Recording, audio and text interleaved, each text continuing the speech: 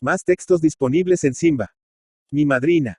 Siendo yo niño, de esto hace luengos años, cuando mi madre y mis hermanas preparaban algún amasijo o cosa delicada, para cuya cooperación no necesitaban de mis deditos que en todo se metían, ni de mi lengüita que todo lo repetía, todas decían en coro: que lleven a Pachito a casa de su madrina.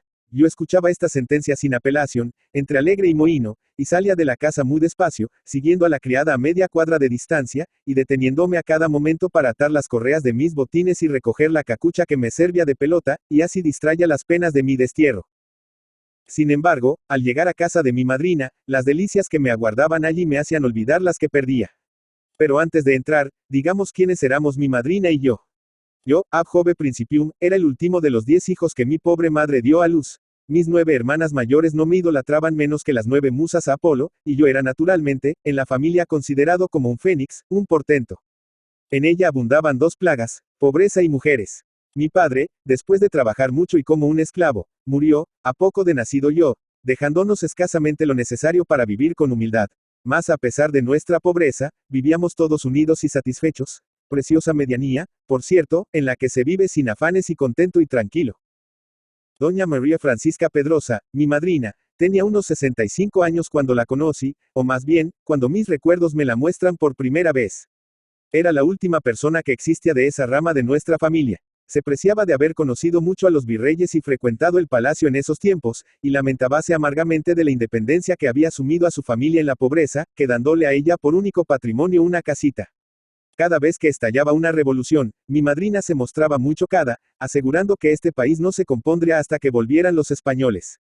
Era de pequeña estatura y enjutas carnes, morena de tez de español viejo, es decir, amarillenta, ojos negros y pequeños y nariz afilada. No debía, en fin, de haber sido bonita en sus mocedades, y mis hermanas sospechaban que por eso había permanecido soltera y era acérrima enemiga del matrimonio. Vivía sola con 2 criadas a quienes había recogido desde pequeñas, y a quienes no pagaba sino como y cuando lo tenía por conveniente, dándole su ropa, larguísimos regaños y muchos pellizcos por salario. Se mantenía haciendo dulces, bizcochitos, chocolate y velas, y sacando aguardiente, que entonces era de contrabando.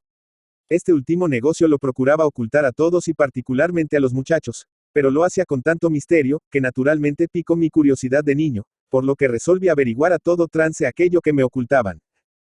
No tuve que aguardar mucho. Un día se incendió algo y tuvieron que abrir la puerta y salir al patio a buscar agua. Aproveché ese momento de afán y penetré a hurtadillas al recinto vedado. Examiné, sin que cayeran en cuenta de mi presencia, las vasijas de extraño aspecto, y las maravillosas maniobras que se hacían allí. Inmediatamente que fui a casa y pregunté a mi hermana mayor lo que aquello significaba, me lo explicó, recomendándome el mayor sigilo, pues mi madrina correría riesgo si la policía lo llegaba a descubrir. Guarde el secreto y mi madrina nunca supo que yo era poseedor de él. Ahora veamos cómo era la casa en que vivía. La habitación de mi madrina, cita en las Nieves, no lejos de la plazuela de San Francisco, perdone el lector, quiero decir, la plaza de Santander, era pequeña, pero suficiente para su moradora. A la entrada, después de atravesar el zaguán empedrado toscamente, se encontraba un corredor cuadrado, separado del patiecito por un poyo de adobes y ladrillos, el cual estaba también empedrado, pero lleno de arbustos y flores, por lo que era para mi imaginación infantil un verdadero paraíso. Que comparaba, con los de los príncipes y princesas de los cuentos que me refería Juana, una de las criadas de mi madrina. Todavía me represento aquel sitio como era entonces. Veo el alto romero siempre florido, el tomate quiteño, el ciruelo y el retamo, a cuyo pie crecían en alegre desorden, en medio de las piedras arrancadas para darles holgura, algunas plantas de malvarrosa, muchos rosales llamados de la Alameda, de Jérico, etc. A la sombra de esto se extendía mullida alfombra de manzanilla, trinitarias matizadas y olorosas, los pensamientos que reemplazan ahora las trinitarias no tienen perfume, y un fresal entre cuyas hojas me admiraba de encontrar siempre alguna frutilla. En contorno de la pared crecían algunas matas de novios, de boquiabiertos y de patita de tortola. En el poyo que separaba el patio del corredor se veían tazas de flores más cuidadas. Contenían farolillos blancos y azules, ridículos amarillos, oscuras y olorosas pomas, botón de oro y de plata, pajaritos de todos colores, y otras plantas. En las columnas se enredaban don, cenones y madreselvas. Y por último, en el suelo, al pie de 4 grandes mollas con su capa de lama verde, para coger agua en invierno, se veían muchos tiestos de ollas y platones rotos, en que crecían los piececitos que debían ser trasplantados a su tiempo. Casi todas las flores que prefería mi madrina han perdido su auge y no se encuentran ya sino en las anticuadas huertas de los santafereños rancios. Después de merendar a las 5 con una hirviente jícara de chocolate, acompañada de carne frita y tajadas de plátano, queso y pan, mi madrina se envolvía en su pañolón de lana, y poniéndose un sombrero de paja que tenía para ese uso, salía al patio, armada de un par de tijeras, y podaba, componía y arreglaba su jardín. Recortaba una flor aquí y allí para dármelas, y yo las recibía como un precioso regalo, pues era prohibido que tocásemos las flores. Además de este patio había otro detrás de la cocina, en donde, alrededor de un aljibe, vivían multitud de gallinas, pavos y patos, y estaba el perro amarrado todo el día. También había una huerta en que crecían malvas, ortigas y hierbas en profusión, pero en cuyo centro se hallaban varios manzanos y duraznos, mientras que en las paredes del contorno se enredaban matorrales de curubos y bosquecillos de chisgua. A veces también algunas matas de maíz y de papas, pero las criadas no tenían tiempo para cultivarlas, y así rara vez se arrancaban en sazón. La salita tenía una ventana alta que daba sobre la calle, con pollos esterados, y en lugar de vidrieras un bastidor de percala. 2 canapes forrados en damasco amarillo de lana, cuidadosamente cubiertos con sus forros blancos, 2 idem de zaraza, desiguales, 4 grandes sillas de brazos y espaldar de cuero con arabescos dorados, y 2 mesitas con sus cajones de niño, Dios, completaban el ajuar de la sala. Olvidaba decir que en contorno de los cajones de niño, Dios se veían monos, pavos, caballos, etc., hechos con tabaco y con pastilla popayaneja. En la pared principal había un cuadro grande representando a Nuestra Señora de las Mercedes, a cuyo pie estaban Adán y Eva en el paraíso terrenal, rodeados de fieras y en completa desnudez. Ligereza de vestido que no pude comprender nunca cómo la toleraba mi madrina sin escandalizarse, pues ponía los gritos en el cielo o invocaba a todos los santos, si por casualidad veía a una de mis hermanas vestida para alguna modesta tertulia. Por último, había un pequeño San Cristóbal sobre la puerta de entrada, y un San Antonio sobre la de la alcoba. Ítem más. Durante muchas semanas del año vivía en la mitad de la sala, cubierto con una colcha, un San Miguel que vestía mi madrina para la iglesia de San Francisco. Lo disfrazaba a la última moda, con mangas anchas o angostas, corpiño alto o cotilla, según se usaba en los días de su fiesta. Y se lo enviaban después a la casa para que le pusiera los vestidos viejos, buenos para el resto del año. Cuando alguno criticaba a mi madrina su maña de vestir al pobre arcángel como los figurines de modas, contestaba muy indignada, ¿acaso los santos han de estar peor vestidos que ustedes? La alcoba con su cama de blancas colgaduras y su canape alto de patas y brazos tallados y dorados, que ahora sería una curiosidad, sus mesitas de costura y de hacer tabacos, sus baúles de extrañas formas y sus innumerables cuadros y estampas representando los santos de su devoción. Aquel olor a rosa seca y a viejo, olor penetrante que tiene para mí tan tiernos recuerdos. Todo eso vuelvo a verlo y a sentirlo en mis sueños de hombre ya viejo, y haciéndome niño otra vez, miro aquello con el encanto de antes, para despertarme con un doloroso suspiro. Contiguo a la alcoba, estaba el oratorio, muy pequeñito, pero muy adornado, y que todos los años llenábamos casi completamente con el pesebre. Además de mi madrina, el tipo más curioso y digno de mencionarse que había en su casa era la criada más vieja, la pobre Cruz. Recogida desde su niñez en casa de mi madrina, y no habiendo podido desarrollarse ni crecer bajo el régimen severo que se observó con ella, su señora no podía convencerse de que no era niña, ni joven, y la reñía, y le hablaba como a la infeliz china que más de 40 años antes había quitado de entre los brazos de su madre, muerta de miseria a las puertas de su casa. Su madre había sido voluntaria, y no queriendo abandonar el regimiento que seguía, prefirió morir más bien que descansar. Cruz era pequeñita, gruesa, cari, afligida, extrañamente fea, y tan inclinada al llanto que con la mayor facilidad prorrumpía en lágrimas y sollozos.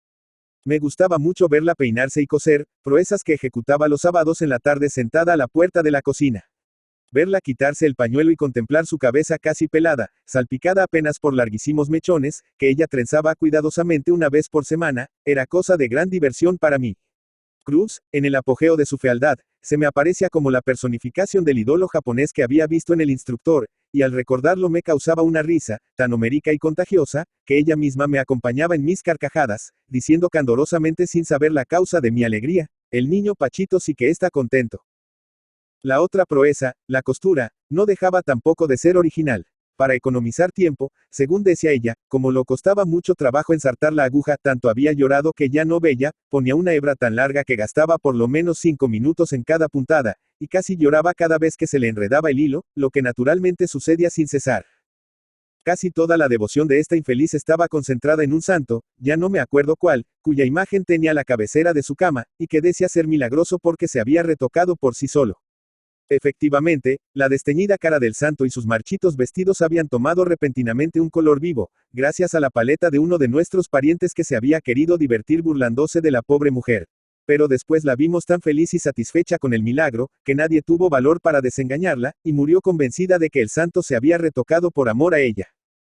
Aunque mi madrina no había tomado hábito, su excesiva devoción y lo mucho que frecuentaba las iglesias le habían hecho llevar en nuestra familia el sobrenombre de la Beata. Su vida era monótona al par que variada a su modo.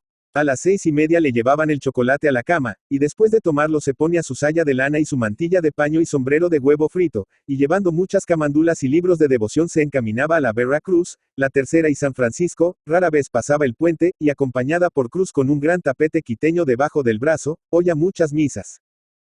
Conoce a todos los frailes, sacristanes y legos, de pe a pa, y hablaba con ellos en voz alta en los intermedios de las misas, chanceándose con todos, con un desembarazo que solo adquieren en las iglesias los que las frecuentan demasiado, porque olvidan lo sagrado del sitio y pierden el respeto a causa de la familiaridad que tienen allí.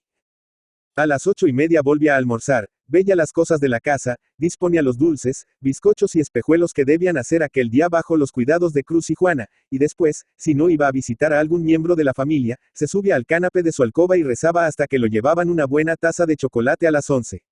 Pero estas oraciones tenían los intermedios más graciosos. Sin duda eran puramente maquinales, y estaba pensando en lo que se hacía en el interior de la casa. Así es que a cada rato interrumpía el rezo para llamar a Cruz o a Juana, y si éstas no oían se bajaba del canapé y con la camandula en la mano corría a la cocina colérica y gritando, metieron el almidón. Les dieron de comer a los pisquitos. Rayaron las sidras, u otras cosas por el estilo. Si eso no se había hecho como lo tenía mandado, arremetía sobre las criadas, les tiraba las orejas, les daba empellones, y al verlas hacer su voluntad, dejando a Cruz bañada en lágrimas, volvía tranquilamente a sus oraciones. A la 1 comía, y por la tarde se iba a oír algún sermón, o los días de fiesta salía con las criadas a visitar a alguna de sus vecinas o amigas viejas. Después de cerrar el portón con 1000 trabajos, pues era preciso que las dos criadas y la señora ayudasen a hacer dar la vuelta la enorme llave en la cerradura, mi madrina la colgaba enseguida al brazo de Juana, para lo cual tenía una correa de cuero crudo, recomendando no la fuera a perder. A la oración volvía, o inmediatamente se reunían en la sala o en la alcoba a rezar hasta las 8. Juana había aprendido a rezar dormida y de rodillas, pero la pobre Cruz no podía menos que cabecear de vez en cuando, atrayendo sobre su cabeza de mártir no muy blandos coscorrones. A las 8:30 todas dormían. Así pasaron los días en aquella casa durante más de 60 años, sin otra variedad que la visita de alguna amiga o amigo viejo. Entre estos últimos había varios frailes que iban de visita por la tarde, y después de tomar el chocolate con sus arandelas de bizcochos y dulces más de su agrado, noté que muchas veces cerraban sigilosamente la puerta de la sala y mi madrina entraba y salía con aire misterioso. Mucho tiempo permanecí sin poder descubrir lo que aquello significaba, pero una tarde me oculté tras de un canapé y comprendí la causa del encierro. Después de cerrar la puerta, mi madrina entró, llevando algunas botellas de aguardiente y mistela, y cuando hubo hecho probar a los dos frailes una copita de cada calidad, les llenó las botellas que habían llevado para el caso, y ellos, ocultándolas bajo sus hábitos, salieron con aire compungido y humilde. Cuando alguno de los amigos o parientes de mi madrina enfermaba, la primera que se presentaba en la casa era ella. Entraba hasta donde se hallaba el enfermo, sin que nadie la pudiese detener, lo examinaba con curiosidad y muy cariñosa le hablaba del riesgo que tenía de morir. Lo exhortaba a que se arrepintiese de sus pecados, y al salir aseguraba a la familia que estaba muy grave el enfermo y que probablemente su muerte sería próxima, para lo cual era preciso prepararse con tiempo. Cuando moría algún niño, la digna señora manifestaba mucho contento, y reñía a los padres porque lloraban en lugar de estar llenos de júbilo al recordar que el angelito estaba gozando de la presencia de Dios. Esto no lo hacía porque tuviera mal corazón, sino por un sentimiento de fe viva y verdadera, y un profundo y sublime despego de las cosas del mundo. Lo que recuerdo de aquellos tiempos con mayor dicha es el pesebre. Qué encanto era el mío y el de todos los muchachos de la familia cuando llegaba diciembre. Desde principios del mes empezaban las excursiones en busca de helechos y musgos con que adornar el pesebre. Comíamos muy temprano, mi madrina, mis hermanas y yo, con las criadas de una y otra casa, y nos encaminábamos al cerro. Cada cual llevaba un canasto a la medida de sus fuerzas y unas tijeras o navaja. Nos dispersábamos sobre las faldas de Guadalupe, Monserrate o La Peña, y en donde quiera que encontrábamos alguna bonita rama de chite o algún musgo o helecho curioso, lo arrancábamos con cuidado para que no se dañase. Al principio yo empezaba a llenar mi canasto con mucho juicio, pero de repente lo abandonaba en manos de una de mis hermanas, y corría tras de algún brillante insecto o pintada mariposa, o atravesaba, haciendo maromas sobre las piedras, el río del Boquerón, y desde allí recitaba mis versos favoritos. Otras veces me subía a algún risco escarpado, en busca de arrayanes, uvas de anís o esmeraldas, u olvidaba mi canasto de musgos con el encanto de encontrar una matita cargada de niguas. Oh alegrías, oh emociones inocentes. Aun ahora, después de tantos años, y enfriado ya por la nieve del tiempo y de los desengaños, me siento enternecida cuando mis pasos me llevan a aquellos sitios poblados por los dulces recuerdos de mi infancia. En cada pliegue de terreno, en cada piedra o risco veo aparecer retrospectivamente un niño risueño y feliz, en el cual con dificultad me reconozco. Hasta que los últimos rayos del sol desaparecían de las más altas cimas de los corros no pensábamos que era preciso volver a la casa. Entonces, cansados pero formando proyectos para otro día, proyectos que rara vez se cumplían, contentos, alegres y llenos de esperanzas, bajábamos lentamente a la ciudad. A veces, antes de llegar, el sol se había ocultado completamente, y en su lugar la luna bañaba el tranquilo paisaje, iluminando a lo lejos las plateadas lagunas de la sabana. Así se pasaron años y años. Me ausenté por mucho tiempo, viví, trabajé y sufrí en lejanas provincias, tuvo penas y alegrías, inquietudes y satisfacciones. Pasó mi juventud. Murieron mi madre y mi madrina y se dispersaron mis hermanas, y tan solo quedaban algunos pocos que recordaban nuestra niñez, cuando volví soltero viejo a Bogotá. Busqué con tierno afán aquel rincón oculto donde se despertó mi espíritu, donde nacieron mis más puros afectos y empecé a pensar. Pero todo había cambiado. Ya la casa no es la triste morada, alegre para mí de una pobre anciana, sino el moderno hogar de un joven literato de talento y esperanzas, que por suerte es uno de mis buenos amigos. No ha quedado ni una planta, ni una piedra de los viejos tiempos. Pero ala en el fondo de mi corazón vive siempre tierno y amable el recuerdo de mi madrina, como la página más dichosamente tranquila de mi existencia. Soledad Acosta de Samper. Soledad Acosta de Samper, Bogotá, 5 de mayo de 1833, Ibidem, 17 de marzo de 1913, fue una de las escritoras más prolíficas del siglo XIX en Colombia. En sus labores como novelista, cuentista, periodista, historiadora y editora, escribió 21 novelas, 48 cuentos, 4 obras de teatro, 43 estudios sociales y literarios, y 21 tratados de historia. Fundó y dirigió 5 periódicos, además hizo numerosas traducciones. Soledad Acosta publicó junto a algunas de sus contemporáneas como las poetas Agripina Samper de Ancisar y Silveria Espinosa de Rendón. Sin embargo, Acosta no solo incursionó en literatura sino también en campos propios de los varones de su época. Dedicó numerosos estudios sociales al tema de las mujeres y su papel en la sociedad, por lo que es considerada una pionera del feminismo.